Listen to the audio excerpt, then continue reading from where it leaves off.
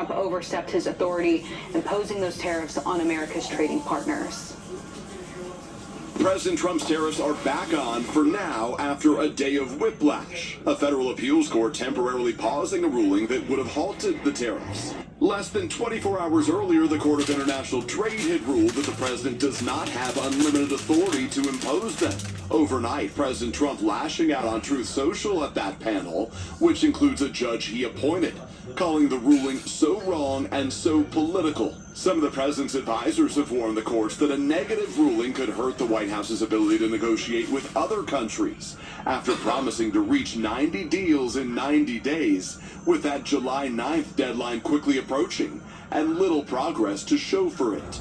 The Treasury Secretary acknowledging yesterday that talks with China, one of the key targets of the tariff plan, are now in a holding pattern until the two countries' leaders talk. I would say that they are a bit stalled. The head of one of the nation's largest ports, Los Angeles, that's already seen a steep drop in ships arriving from overseas, making clear the legal back and forth adds a new layer of uncertainty to the global supply chain. Entrepreneur Alfred Mai, who owns a party game company, says he's had to dip into his personal savings to keep his business afloat. The whiplash and the uncertainty has essentially paralyzed my business. The president writing that if he had to wait for Congress's approval to impose tariffs, quote, this would completely destroy presidential power.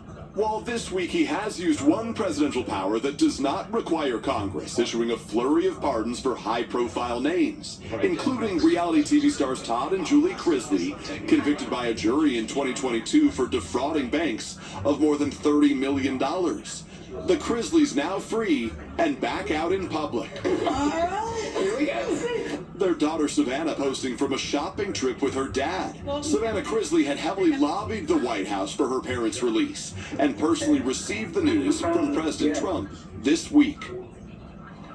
And President Trump is taking aim at China on social media, meanwhile, detailing the back-and-forth nature of his tariffs against China and claiming that after the 145% tariffs against the country were dropped, quote, everyone was happy.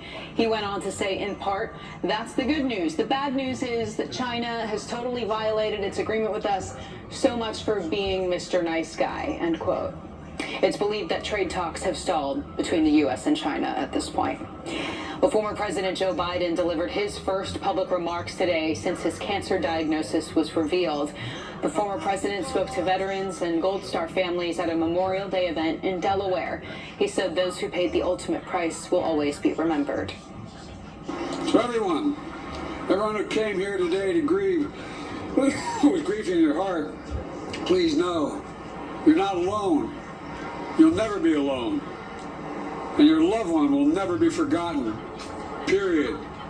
My friends, Memorial Day is about something profound. Our politics have become so divided and so bitter.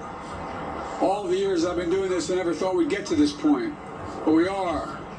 Our troops don't wear a uniform that says I'm a Democrat or I'm a Republican. It says I'm an American. The former president would finish off his speech thanking the Gold Star families in attendance.